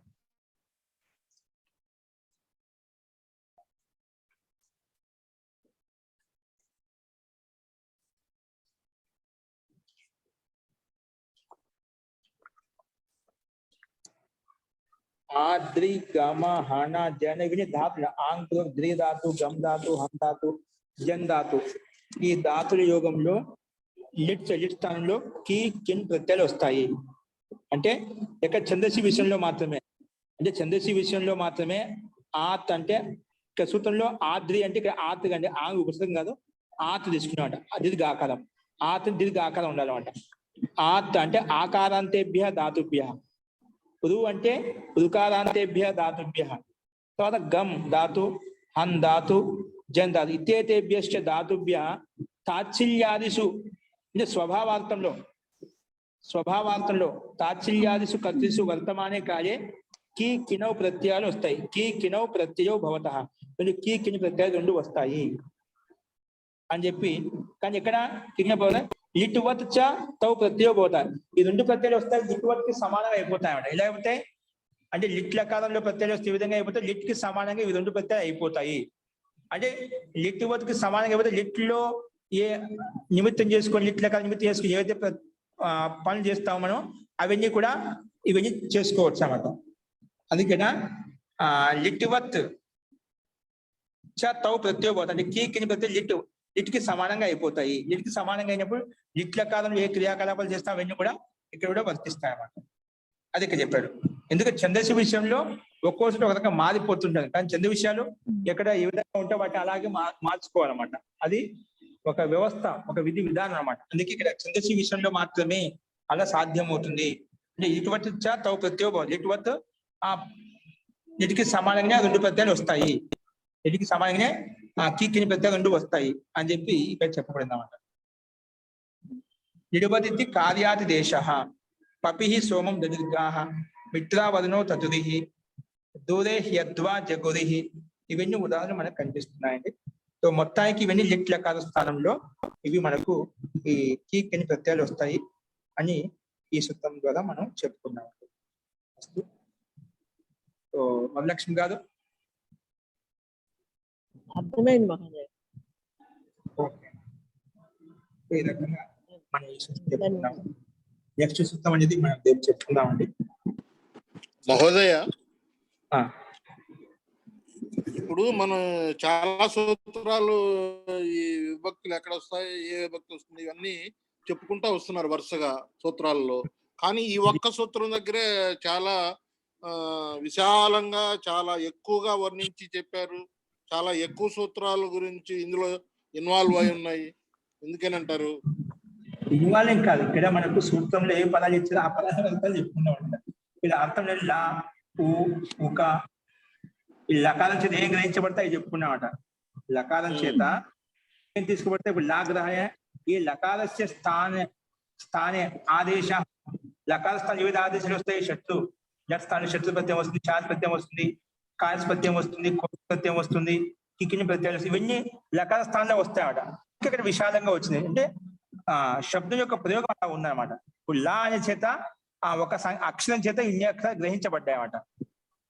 అందుకే ఇవన్నీ ఏ విధంగా వచ్చాయని చెప్పి మనం ఇక్కడ చెప్పుకోవాల్సి వచ్చిందన్నమాట. తర్వాత మనం 3వ అధ్యాయం మొదలుపెట్టి ఒకటి క్రమంగా ఈ దాంట్లో ఏ ప్రత్యయం చూస్తాం అన్నమాట. ఇక్కడ సూత్రంలో ఇచ్చినటువంటి లా ఉక దీన్ని బట్టి ఇక్కడ మనకు అలా విషయం కనిపిస్తున్నాయి. అంతేకాని లకారాల స్థానంలో మనం కొన్ని ప్రత్యయాలను వాడినప్పుడు అవి కృదంతాలు అయిపోతాయి కదండి. త్వా ప్రత్యయం కానీ తుమును ప్రత్యయం కానీ ఇట్లాంటి ప్రత్యయాలు ఉన్నాయి కదా, అవి వాటితో కలిసినప్పుడు లకారాలతో కలిసినప్పుడు అంటే లకార స్థానంలో అని చెప్పాం కదా, లకార స్థానంలో ఇవన్నీ మామూలుగా ఇవన్నీ కృతి ప్రత్యయాల కింద తీసుకుంటాం. మనకి ఏం చెప్పుకున్నాం, ఇవేవైతే అవి మాత్రమే. ఇప్పుడు తింగ్ ప్రత్యయం యొక్క స్థానంలో తింగ్ అనే దాని స్థానంలో మనం ఈ కృతి ప్రత్యయాలు తీసుకుంటున్నాం. మనం ఏది త్వా ప్రత్యయం కానీ తుమును ప్రత్యయం కానీ తింగ్ ఉండదు ఇక, అంతే కదండి. మనం తెచ్చుకోలేండి. ఎప్పుడైతే లకార ప్రత్యయం కూడా ఏంటి లట్ లకారం అంటే లట్ అని కూడా కృతి ప్రత్యయం. ఇది లట్ అనేది కృతి ప్రత్యయం అనేది కూడా కృతి ప్రత్యయమే. లట్ దాని స్థానంలో ఎప్పుడైతే మనం క్లిప్ ప్లస్ జీ వస్తాయో అప్పుడు అవి సాధారణ ప్రత్యయాలు అవుతాయి అన్నమాట. తీసుకుంటాం. ఓకేనా? ఏవైతే మనకు సూత్రం ఏం నిర్ధారించింది, తింగు శిత్తు అవి మాత్రం సాధారణార్థకాలని చెప్పుకున్నాం మనం. ఓకేనా? తింగు పెట్టి ప్రత్యేక సంధికాబోని ఆ తింగు శిత్తు వదిలేసి మిగిలిన ఏవైతే ఉన్నాయో అవన్నీ కూడా మనం కృతి ప్రత్యయాలకి తీసుకుంటాం. ఇప్పుడు మనకి పట్టు ధాతు ఉందనుకోండి, పట్టుకి తింగి ప్రత్యయం చేరినప్పుడు పట్టతి అవుతుంది కదండి. పట్టు ధాతుకి తి ప్రత్యయం తీసుకున్నప్పుడు అక్కడ పట్టుదారికి తిప్పు తీసుకునే పద్ధతి సామాన్యంగా అవుతుంది. పట్టి షప్పు తిప్పు. ఇప్పుడు పట్టతి అయింది కదా, దాన్ని ఇప్పుడు కృదంతో అన్నాం కదా మనం, తింగంతమే కదా అంటాం దాన్ని మనం. తింగంతమే. ఇక్కడ మనకి ఏదో పలితే అవి 18 రూపాయలు 18 వస్తున్నాయి కదా, ఆత్మనేపథ్య రూపం కూడా ఉంటే 9 + 9 18 వస్తున్నాయి. 18 వస్తున్నాయి. ఇప్పుడు ఆ తింగులు తీసేసి 18 తీసేసి దానికి త్వా ప్రత్యయం కలిపామనుకోండి, తింగు ప్రత్యయం తిప్పు తీసేసాం, త్వా కలిపాం, అప్పుడు పట్టిత్వా వస్తుంది. దానికి తుమ్మును కలిపాం, పట్టిత్తుమ్ము వస్తుంది. అవును, అప్పుడు అవి అవివేలు అయిపోతున్నాయి కదా.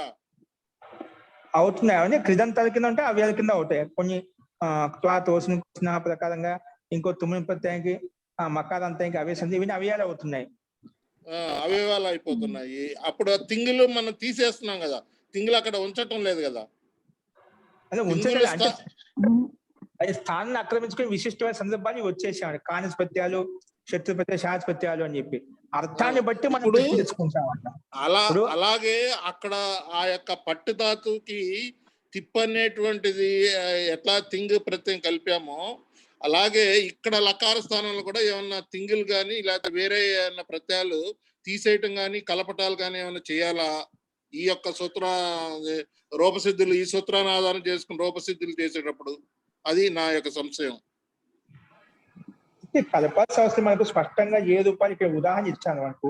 ఆ ఉదాహరణ ఏవైతే ఉన్నాయో ఆ అర్థానుగుణంగా ఆ అర్థానుగుణ ఏ ప్రత్యేక ప్రాప్తి. ఇప్పుడు పట్టతి అనేది అది లకారం, లట్టు లకారంలో వచ్చినటువంటి తింగంత రూపం. దాన్ని మనం కృత్ప్రత్యం చేయాలంటే ఆ తిప్ప అనేది తీసేసి మెయిన్ ధాతు, మూల ధాతు తీసుకుని దానికి త్వా కలిపి పటిత్వా అని, లేకపోతే తుమ్ముని కలిపితే పటిత్వం అని అలా మార్చుకుంటున్నాం మనం. కానీ ఇక్కడ లకారం చెప్తున్నాడు, మళ్ళీ కొన్ని ఈ కలపాలి, ప్రత్యయాలు కలపాలి అంటున్నాడు. కలపాలని చెప్పడం లట్టు వచ్చిన తర్వాత ఈ ప్రత్యయాలు ఏవైతే ఉన్నాయో, లెట్టు ప్రత్యయం, కాన్స్ ప్రత్యయం, ఇవన్నీ శత్రు ప్రత్యాలు, ఇవన్నీ వర్తమాన అర్థం చెప్పడం కోసం లకారలే కాకుండా అదే అర్థాన్ని చెప్పడం కోసం ఈ రకం కూడా ఉపయోగించుకోవచ్చు. అంటే అర్థం మారిపోతుంది కదండి. ఇప్పుడు పట్టతి అంటే చదువుతున్నాడు, పట్టన్ అంటే చదువుతూ ఇంకొకటి ఏదో ఆ పని ఇంకా కంటిన్యూగా ప్రజెంట్ కంటిన్యూస్ అవుతుంది కదా, అది కంటిన్యూస్. అందుకే అర్థం మారిపోతుంది, అర్థం చేంజ్. అందుకే వర్తమానం యొక్క అర్థం ఇప్పుడు పట్టతి అంటే ఏంటి, మనగా చదువుతున్నాడు, పఠన్ అస్తి, శత్రుపతి తీసుకొచ్చి అది ఎట్లా కాస్త శత్రుపతి తీసుకొచ్చామనుకోండి, సహా పఠన్ అస్తి ఉన్నాడు, కంటిన్యూస్ చదువుతున్నాడు, అక్కడ కంటిన్యూస్ చదువుతుంది, దాంట్లో పూర్తిగా కంటిన్యూస్ చేస్తూ ఉన్నాడు అనమాట. అలాంటి అర్థంగా అర్థంలో మారిపోతుంది. అలాగే పట్టితవా అని అన్నాడు అనుకోండి, అది ఆల్రెడీ కంప్లీట్ అయిపోయింది, అక్కడ క్రియ కంప్లీట్ అయిపోయింది కదా, చదివేశాడు అతను, అది మళ్ళీ భూతకాలంలో వచ్చేస్తుంది. అలాగా ఒక్కొక్క ప్రత్యయం కలిసినప్పుడు ఒక్కొక్కసారి అది పూర్తి అయిపోతున్నాయి, అది భూతకాలంలో వస్తుంది, ఒక్కోసారి కంటిన్యూస్ లో వస్తున్నాయి. ఇలాగ వీటన్నిటి గురించి డీటెయిల్ గా ఇది ఈ సూత్రం గురించి అర్థం చేసుకోవాలంటే కొద్దిగా వివరంగా చెప్తే బాగుంటుందేమో అని. ఎందుకంటే చాలా సూత్రాలు వీటిల్లో, ఈ ఉదాహరణలో చాలా సూత్రాలు ఇన్వాల్వ్ అయి ఉన్నాయి.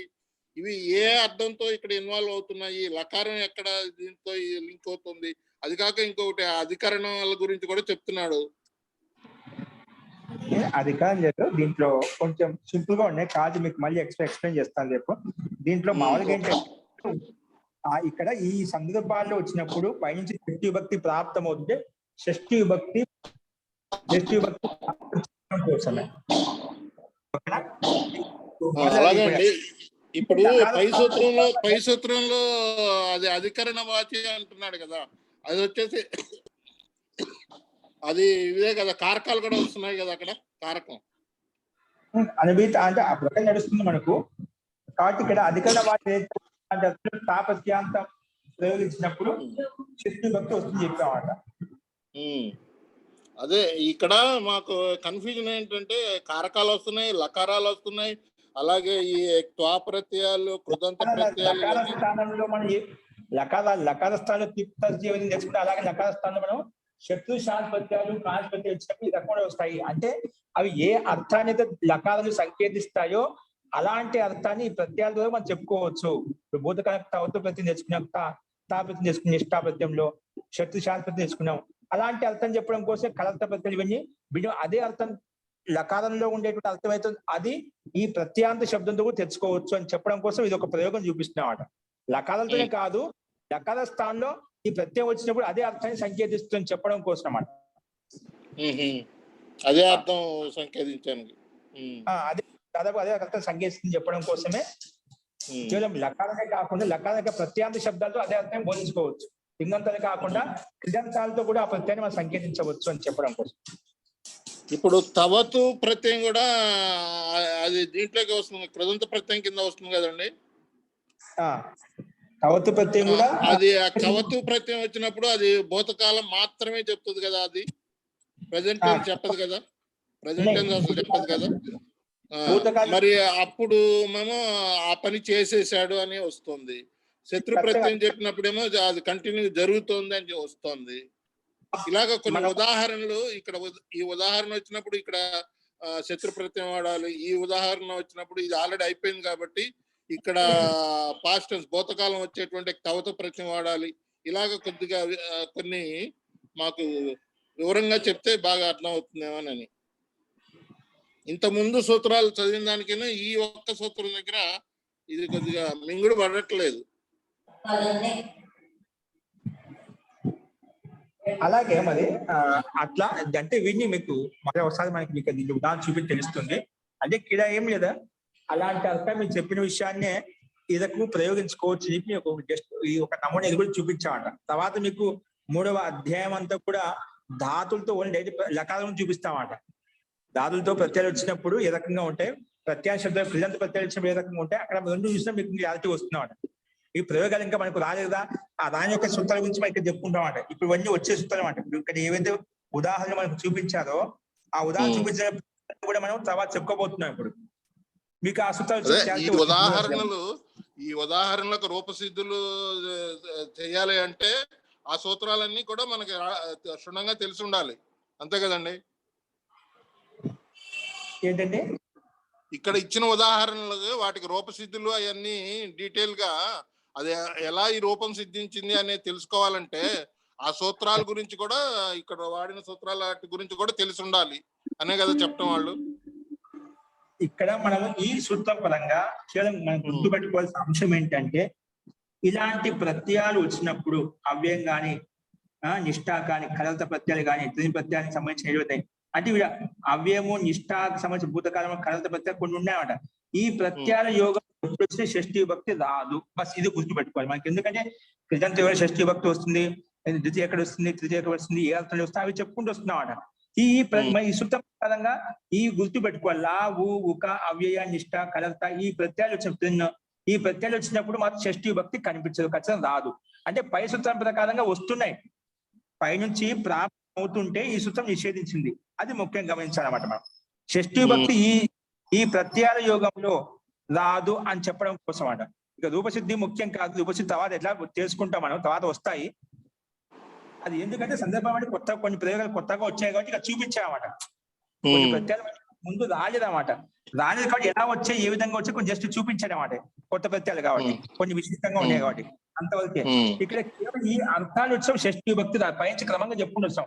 పై సూత్రం ఇక్కడ అధికరణ వాచిన ప్రకారం కావచ్చు, ఇంకా పైన షష్ఠీ సూత్రం ప్రకారం కావచ్చు, ఇక్కడ తస్య వర్తమానే కర్తృ కర్మణోకృతి ఈ సూత్ర ప్రకారంగా కృదంత యోగంలో షష్ఠీ భక్తి ప్రాప్తమవుతుంది. లేని ఈ అర్థాలు ఉన్నప్పుడు మాత్రం షష్ఠీ భక్తి పై నుంచి ప్రాప్తమైనప్పటికీ కూడా షష్ఠీ భక్తి రాదు అనే అంశాన్ని గుర్తుపెట్టుకోవాల్సి. దాని యొక్క ఉదాహరణ ఇలా ఉందని చెప్పి మనకి చూపించామన్నమాట. అది మనం చూపించాం ఉదాహరణ ఎక్కడ షష్ఠీ భక్తికి అవకాశం లేదన్నమాట, ఎక్కడ లేదు దానిది కూడా. అది ఒకటి గుర్తుపెట్టుకుంటే మనకి ఉదాహరణలో ఓదనం పచన్ అన్నాడండి, మొదటి ఉదాహరణ అదే కదండి. అవును, దానికి ఈ విధంగా ఇది ఓదన్ పచన్ అనేది వచ్చింది, దానికి అర్థం ఇది. అసలు దీన్ని ఈ విధంగా వాడాలి, భాషలో ఈ విధంగా వాడాలి. అలాగే ఓదనం పచమానహ అన్నాడు, పచమానహ అనేది ఒక్క నిమిషం శాబ్దిక అర్థం చెప్పుకోవాలి. ఇప్పుడు వాక్యం లోకం ఎలా ప్రయోగించాలని చెప్పి చెప్పడం ఇప్పుడు కష్టం, వాక్య ప్రయోగం చేసుకోవడం లేదు మనం. ఓన్లీ శబ్దోత్పత్తి గురించి చెప్పుకోండి, శబ్దం ఎలా ఉత్పన్నమైంది, ఈ మొత్తం శబ్దోత్పత్తి అన్ని ఎక్కడ చెప్పుకున్నా అర్థం చెప్పుకోవచ్చు. ఇక్కడ మనకు ఉదాహరణ ఏ విధంగా ఓదనం పచన్లో ఇక్కడ పచన్ శత్రు ప్రత్యయం అంటే లట్లకార స్థానంలో శత్రు ప్రత్యయం వచ్చినమాట. దీని యోగంలో షష్ఠీ భక్తి రావాలి. పై సూత్రాల ప్రకారం కృదంత యోగంలో షష్ఠీ భక్తి వస్తుంది, కర్తృ కర్మణోకృతి తెస్స వర్తమాన సూత్రాల ప్రకారంగా. అది షష్ఠీ భక్తి దాచేసింది కానీ ఓదనం అనేది ద్వితీయ భక్తి వచ్చిందన్నమాట. ఏమొచ్చింది? ద్వితీయ భక్తి వచ్చింది. ద్వితీయ భక్తి. ద్వితీయ భక్తి దీని యోగంలో పచ్చనిలో ఉండే షష్ఠీ భక్తి యొక్క యోగంలో షష్ఠి రాకుండా ద్వితీయ భక్తి చూపించామట. ఇక షష్ఠీ భక్తి వస్తే మనకు ఆ లోకంలో ప్రయోగం అనిష్ట రూపం వస్తుందన్నమాట. అది నిషేధించారు మహర్షి పాణి. ఇక్కడ ఓదనం ద్వితీయ భక్తి వచ్చింది, అది గమనించాలి మనం. అలాగే పచమాన ఒకటే అంటే అన్నం వండుతూ అంతే. దీని అర్థం వాక్యంలో అన్నం వండుతూ అట్లా శత్రుపతి తీసుకొచ్చాము. ఆ యోగంలో ఖచ్చితంగా షష్ఠీ భక్తి అనివార్యంగా కృతంత యోగం షష్ఠీ భక్తి వస్తుంది. ఇక్కడ లేదంటే ఈ ప్రయోగంలో మాత్రము ఇక్కడ షష్ఠీ భక్తి రాదు. ఇందుకు విశిష్టమైన నియమాలు అయితే చెప్పేవాడు. అది మనం గుర్తుపెట్టుకోవాల్సి. సరే అండి, రేపు ఒకసారి ఇంకా కొద్దిగా ఒక క్లాస్ లో చెప్తే ఇంకా బాగా క్లారిటీ వస్తుందేమో అని. అదే ఇక్కడ వెంటనే ఓదనం పచమాన అంటున్నాడు. అలాగే రకరకాల సందర్భాల్లో వాడుతున్నాడు. కానచ్ ప్రత్యయాలు అవి ఎన్ని ఉన్నాయో మనకు తెలీదు. ఇప్పుడు శత్రు ప్రత్యయాలు శరచ్ ప్రత్యయాలు అంటే పరిచయం ఉంది కొద్దిగా. ఈ కానచ్ అనేది మరి అవి అటు పరిచయం కూడా లేదు. అవి ఎలా వాడుతున్నారు? మనకు 3వ అధ్యాయం 2వ పాదంలో వస్తుంది. అందుకే ధాతు యొక్క ప్రయోగాలు చెప్పామట. ఇటహ కానజ్వా కాన్స్ ప్రత్యయం వస్తుంది. సమానాధికం ఏ విధంగా వచ్చిందో స్థానంలో అలాగే ఇవి కూడా వస్తాయి. మనకి సూత్ర జస్ట్ మనం చెప్పుకుంటాం అట. ఈ స్థానంలో కాన్స్ ప్రత్యయం వస్తుంది, లక్షణంలో శత్రు శాంతి ప్రత్యయాలు వస్తాయి. అదే ఈ కికినవ్ అనేది ఇప్పుడే వింటున్నానండి. నేను ఇంతకు ముందు ఎప్పుడు వినలేదు కికినవ్. కికిన మనం ఏ కొత్తగా చెప్పింది కదా, సూత్రం చెప్తుంది. గమ హన జన కన అనే సూత్రం ప్రకారంగా ఇది కిక్కింగ్ ప్రత్యయాలు తీసుకొస్తున్నాం అట. ఎక్కడ తీసుకొచ్చి లిట్ లకార స్థానంలో తీసుకొస్తున్నాం అట. లిట్ అండి, లిట్ లకార స్థానంలో ఈ ప్రత్యయాలు వస్తాయి. ఈ విధంగా లట్ లకార స్థానంలో శత్రు ప్రత్యయం వచ్చిందో శాంతి ప్రత్యయం వచ్చిందో అలాగే ఇవి వస్తున్నాయి అన్నమాట. అలాగే మాకు ఇది కొద్దిగా నోట్స్ ఇస్తే అట్లా కదండి. లట్లాకారంలో శత్రు ప్రత్యయాలు వస్తాయి, కికిన్ అనేది లిట్ దాంట్లో వస్తాయి. అలాగా కొద్దిగా మీరు నోట్స్ లాగా చెప్తే మాకు కొద్దిగా మననం చేసుకోవడానికి బాగుంటుందని. వస్తాయి. ఎందుకంటే ఇంతవరకు మనం లట్ల స్థానంలో మనం తిప్తజీ వస్తాను చూసాం. లిట్ల స్థానంలో కూడా అవే తిప్తజీ సిప్త ఆత్మపదంలో తాతాంజా వస్తాను చెప్పాం. ఇక్కడ మళ్ళీ లట్ల శత్రుపత్యం రావడం ఏంటి, లట్ల కాస్పత్యం రావడం ఏంటి, లకాలం అంటున్నాం. ఇక్కడ మన కాస్పత్యం అండి. ఇది రెండింటికి కొంచెం అసమంజసంగా ఉన్నట్టుగా ఉంది. అందుకే అంటే అదే లకారం యొక్క అర్థం అవుతుంది. అది అర్థాన్ని ఈ లిట్ స్థానంలో కూడా లకారం యొక్క అంటే కర్త కర్మను చెప్పడం కోసం వస్తాయి, భావం చెప్పడం కోసం వస్తాయి. ఏ రకంగా లహ కర్మనిచ్చే భావే చాకర్మ కేభ్య అశుద్ధగా లకార స్థానంలో వచ్చేటువంటి ప్రత్యయాలు కర్తం చెప్పడం కోసం వస్తాయి, కర్మం చెప్పడం కోసం వస్తాయి, భావాన్ని చెప్పడం కోసం వస్తాయి. భావాన్ని చెప్పడం కోసము ఈ లకారం యొక్క ప్రయోగం తీసుకుంటాం అన్నమాట. కలర్ద అంటున్నా, కలర్ద అన్నాడు. కలర్ద అంటే ఏంటండి? కల్పత్యం అంటే కొన్ని చోట్ల ఒక సూత్రంలో కల్పత్యం వచ్చింది. ఆయన మొదలు కొన్ని ప్రత్యయాలు ఉన్నాయి, వాటిని కలర్త ప్రత్యయాలు చెప్పి ఇప్పుడు 3వ అధ్యాయంలో ప్రత్యయాలు ఏవైతే ఉన్న వాటిని కృతి ప్రత్యయాలు చెప్పాము.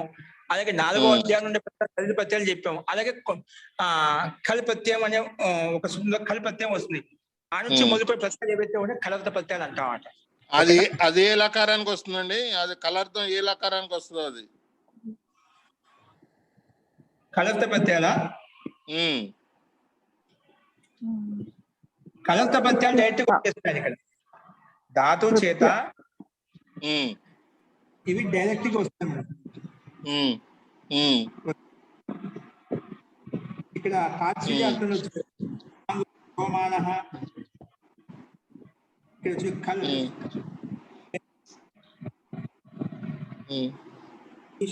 సుసు అనే సూత్రం ప్రకారం కళ వచ్చింది. ఇక్కడ ఏది 3:3 సూత్రం ప్రకారంగా 3:3 సూత్రంలో ఈ సూత్రంలో వచ్చిందన్నమాట.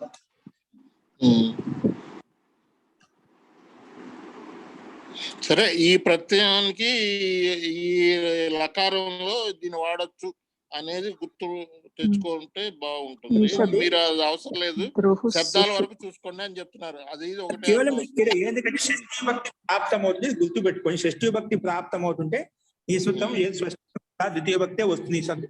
ఈ యోగంలో కలర్త ప్రత్యాల యోగంలో లకార యోగంలో అంటే లకార లా స్థానంలో ఒక స్థానంలో అంటే ఒకే ప్రత్యయ స్థానంలో ఈ ప్రత్యయాలు నిర్ధారించిన ఈ వచ్చిన మాత్రం షష్ఠీ భక్తి రాదు. ఈ వదిలేసి మిగతా ఏ షష్ఠీ భక్తి వస్తుంది. లా అంటే ఏమిటి? లా అంటే లకార స్థానం వచ్చేటువంటి అన్ని తీసుకోవాలి. అండ్ లా అంటే లకార స్థానం లట్టు ఇటు 10 లకాలు లా అంటే ముందు చెప్పే స్పష్టత కోసం లా అంటే లకార స్థానంలో వచ్చే ప్రత్యయాలు ఏవైతే ఉన్నా అవి తీసుకోవాలి. ఏమైనా తిక్తల్జీ కాదు, అవి కాకుండా ఇప్పుడు చెప్పేదానికి కానస్ ప్రత్యయము, శత్రు శాంతి ప్రత్యయము ఇవన్నీ కూడా. అలాగే కలర్త ప్రత్యయాలు ఇక్కడ ఈ శత్రు శబ్దం ఇచ్చారు ఇక్కడ ఏంటివి? ఈ శత్రు దూ ఇతి ఏషు ఉపదేశు కృచ్ర అకృచ్ర ధాతు కల్ ప్రత్యయో భవతి. ఈ కృచ్ర అకృచ్ర ధాతు కల్ ప్రత్యయం వస్తుంది.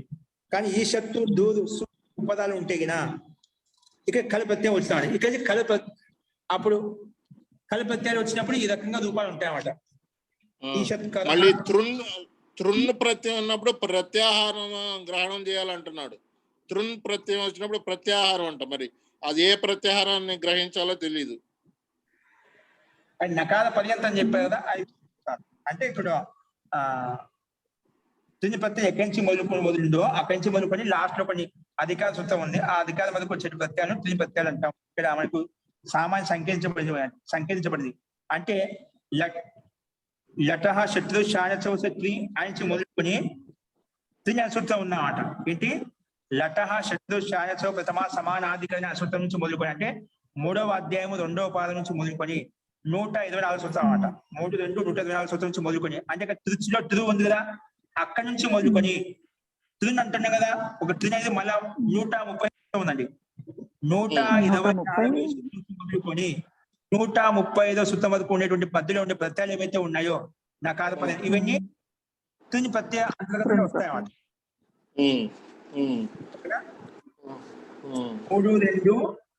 124 సూత్రం నుంచి మొదలుకొని 135 సూత్రం వరకు వచ్చే ప్రత్యయాలు ఏవైతే ఉన్నాయో వాటిని తృని ప్రత్యయాలు తీసుకుంటాం. వాటి అంతర్గతంలో వస్తాయి. మన ప్రత్యాహార సూత్రాలలో ఈ తృన్ను అనేది ఉండదు కదా మనకి. ఉండదు. అది ఇక్కడ మళ్ళీ వేరే రకంగా నేర్చుకోవాలి. ఇక్కడ ప్రత్యాహార గ్రహణం అన్నప్పుడు ఇది సూత్రాల నంబర్ని బట్టి నేర్చుకోవాలి. ఇక్కడ కొన్ని విషయాలు క్రమంగా అన్ని వచ్చి అర్థం అవుతుంటాయండి మనకు. ఇవన్నీ ఎందుకంటే మనకు ఇవన్నీ సూత్రాలు కంటెస్ట్ లేకపోవడం వల్ల పదాల్లో తెలుసు ఇవన్నీ మనకు అవి కంటెస్ట్ లేవు. చదువుకున్నప్పుడే మనం వింటున్నాం. అవి మీరు అన్నది కరెక్ట్. ఇంత ముందు విద్యార్థులందరూ కంటెస్ట్ చేసేసేవాళ్ళు కాబట్టి కొత్తగా అన్నిటి మొత్తం. అందుకే క్లాస్ ఏం చెప్తుంటా అంటే మనకు వచ్చినట్టుంటే వచ్చినా రాటుంటే రాకుండా వచ్చినట్టే ఉంటే ఒకసారి అనిపిస్తుంది. ఇది మొత్తం సంపూర్ణ అయిపోయింది అనుకోండి, అప్పుడు దాని ఒక స్వరూపం తెలుస్తుంది. నేను చెప్తున్నా సామాన్యంగా ప్రతి ఒక్క అధ్యాయం అయిపోయిన తర్వాత చాలా మందికి ఒక క్లారిటీ వచ్చేస్తుందండి. 3వ అధ్యాయం అయిపోయిన తర్వాత ఎందుకంటే ధాతులతో వచ్చేటప్పుడు కృజంత ప్రత్యయాలు మొత్తము తింగ్ ప్రత్యయాలు ఏవైతే ఉన్నాయో మొత్తం వచ్చేస్తాయి అన్నమాట. అంటే తింగు యొక్క రూపాలు ఏవైతే ఉన్నాయో ధాతు చేత వచ్చే ప్రత్యయాలు ఏవైతే ఉన్నాయో అవన్నీ దీంట్లో వచ్చేస్తాయి. తర్వాత 4వ అధ్యాయంలో శబ్దాలతో వచ్చేవి అవి వేరే విషయం. శబ్దాలతో వచ్చే ప్రత్యయాలు వేరే విధంగా ఉంటాయి. ఇక్కడ ధాతువులతో 2000 ధాతులతో వచ్చే ప్రత్యయాలు ఏమైనా కానీ తింగంతాలు ఏవైతే ఉన్నాయి, లకారాలు ఏవైతే ఉన్నాయి అవన్నీ కూడా వీటి అంతర్గతంలోకి వచ్చేస్తాయి అన్నమాట. అందుకే 3వ మొత్తం అయిపోయిన ఒక క్లారిటీ మనకు వచ్చేస్తుంది, ఏదో ఏ రకంగా తీసుకోబడింది.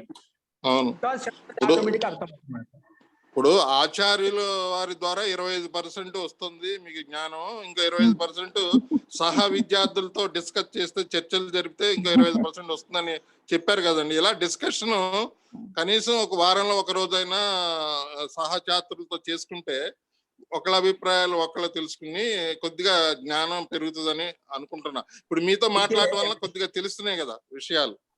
చాలా సంతోషం. అది ఉండాలి, ఖచ్చితంగా ఉండాలి. అందుకే ఎప్పుడైనా అవకాశం రానప్పుడు మీరు చర్చించుకోవచ్చు. నిర్మలా గారు మొన్న చెప్పారు, అట్లా మీరు ఉండొచ్చి అందరు పరస్పరం మాట్లాడుకోవచ్చు. దాంట్లో ఇంకా సందేహం ఉండేది మీరు అడిగితే నేను చెప్పడానికి నేను ప్రయత్నం చేస్తాను ఖచ్చితంగా. మేము శనివారం రోజు క్లాస్ జరిగినప్పుడు మీ అనుమతితో ఆదివారం పెట్టుకుందామని ఒక నిర్ణయానికి వచ్చాం. మీ అనుమతి కోసం ఎదురు చూస్తున్నాం. అది ఇంకేం లేదు, ఖచ్చితంగా ఉండాలి, డిస్కషన్ ఉండాలి. కాబట్టి ఎందుకు ఆదివారం మనకు వారంలో ఒక రోజులో వస్తుంది కదా, శనివారం పెట్టుకున్న ఇబ్బంది లేదు మనకు. అది శనివారం. శనివారం అంటే మన క్లాస్ ఉంటది కదండి శనివారం. మీ క్లాసు మిస్ అవడానికి ఎవరు ఇష్టపడట్లేదు. కాదు, పాఠానికి సంబంధించే కాబట్టి ఇబ్బంది లేదు. ఇది కూడా ఒక పాఠమే. మనం పరస్పరం డిస్కస్ చేసుకుంటే పాఠానికి సంబంధించి డిస్కస్ చేసుకోవడానికి ఇది కూడా ఒక పాఠమే అన్నమాట. తప్పు లేదు. మనం చెప్పిన పాఠాలు ఏవైతే ఉన్నాయో దాంట్లో శంకా సమాధానం ఇప్పుడు కలిగింది ఒక విషయం కింద తీసుకొని చర్చించుకోవచ్చు, ఇబ్బంది లేదు. ఓకేనా? విశేషంగా అందరికి అనుకూలంగా ఉండొచ్చు. మీరు మిగతా వాళ్ళతో కూడా మాట్లాడి ఏదో ఒక రోజు ఏదో గంటన్నర నిర్ణయం చేస్తే, ఒక వారం రోజుల లోపల నిర్ణయం జరిగితే ఇది ఇంకా బాగా మీరు కష్టపడి చెప్తున్నారు. సూత్రాలన్నీ మా అధ్యాయం అన్ని పాదాలు అన్ని చక్కగా చెప్తున్నారు. అది మాకు దృఢపడాలంటే చర్చ కూడా జరిగితే దృఢపడుతుంది. దృఢపడుతుంది, ఇబ్బంది లేదు. కాబట్టి ఇది ఎందుకంటే నిదానంగానే వస్తుంది. మాట వినంగా మీకు అప్పుడు మీకు క్లారిటీ వచ్చేస్తుంది అంటున్నాను కదా. అందుకే డిస్కస్ పెట్టుకున్నాము. ఇంకోటి ఈ 3వ అధ్యాయం మనకు కొంచెం ధైర్యంగా ఉంటే 3వ అధ్యాయం అయిపోయింది అనుకోండి, ఈ ప్రత్యయాలు మనకు ఇప్పుడు అని చెప్పి ఖనంత ప్రత్యయాలు ఇవన్నీ మనకు ప్రకారం అవి అయినా ఒకసారి స్వరూపం కనిపించింది అనుకోండి చెప్పుకుంటూ వెళ్తామట. అందుకే ముఖ్యంగా ఈ సూత్రం మన ప్రస్తుత వర్తమాన సూత్రం ప్రకృతి ఏం చెప్తుంది, పైనుంచి షష్ఠీ విభక్తి ప్రకారం విభక్తి ప్రకారం చెప్పుకుంటున్నాడు. పైన షష్ఠీ విభక్తి ప్రాప్తం అవుతుంది మీరు చెప్పిన ప్రకారంగా. ఇవన్నీ క్రిజంతాలే షష్ఠీ విభక్తి సహజంగా వచ్చేస్తుంది. కానీ ఇక్కడ ఇష్టం లేదన్నమాట. ఇష్టం లేదు కాబట్టి ఈ సూత్రం ద్వారా మహర్షి పాణిదని నా లోకావ్య నిష్ఠా కలత లా ఉక లా అంటే అవి ఆ స్థానం వచ్చిన ప్రత్యయాలు. అంటే ఊ ప్రత్యయము, సనాశంస భిక్ష ఊతో వచ్చే ఊ ప్రత్యయము. ఉక అంటే ఇక్కడ అక్కడ ఒకే ప్రత్యయం వచ్చింది. అలాగే నిష్ఠా ప్రత్యయాలు, కలత ప్రత్యయం, ఈ ప్రత్యయాలు వచ్చినప్పుడు మాత్రం షష్ఠీ విభక్తి చేయొద్దు. బస్ ఈ సూత్రం యొక్క పెట్టుకోవాలి మనం. అలాగే ధన్యవాదాలు గురుగారు. గుర్తుపెట్టుకుని తర్వాత అవి వచ్చినప్పుడు అవి కూడా అర్థమవుతాయి. అది నిషేధించింది. పైనుంచి ప్రాప్తమవుతుంటే ఇక్కడ మాత్రం చేసుకోవద్దు, షష్ఠీ భక్తి రాదు. కానీ అది అనివార్యం. మనకు దీంట్లో కలత ప్రత్యయాలు ఏంటి, నిష్ఠా ప్రత్యయాలు తెలుసుకోవడం అనివార్యం అన్నమాట. అంటే మనం దీన్ని ఒక్కొక్కదాన్ని చెప్పుకోవద్దు, దీంట్లో ఒక లోతు వెళ్ళిపోతాం అన్నమాట. అందుకే క్రమంగా వస్తున్నాయి కాబట్టి దీనికి ఎంత సంకేత రూపం అవసరం అంతే చెప్పాను అన్నమాట. అది చూపించాను అనమాట. తర్వాత వచ్చినప్పుడు దాన్ని సందర్భం చెప్పుకుందాం. ఓకేనా? అలాగే తప్పకుండా. ధన్యవాదాలు. ఓకే, అస్తు. మంత్రపాఠ.